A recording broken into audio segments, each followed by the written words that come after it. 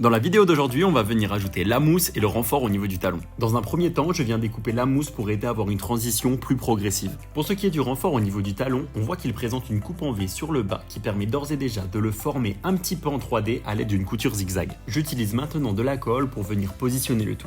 Dans un premier temps, on vient positionner le renfort. Il est important que la mousse recouvre bien le haut de celui-ci pour éviter de créer un point de pression rigide qui pourrait être inconfortable lors de l'utilisation.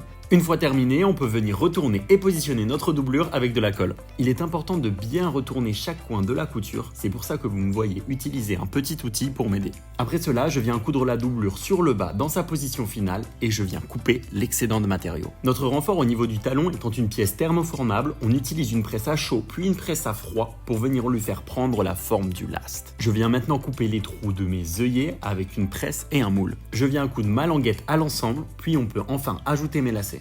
J'ai trouvé des lacets blancs qui rendent plutôt bien, donc je suis vraiment content. Afin de former un peu plus l'avant du pied en 3D, on vient utiliser une machine à coudre un peu spéciale. Le principe de cette machine est de coudre en même temps, mais avec deux vitesses différentes, notre matériau et un ruban. La vitesse du ruban étant plus faible, sa longueur va donc être plus courte, et le seul moyen de maintenir le contact entre les deux matériaux est donc de se courber pour rester ensemble.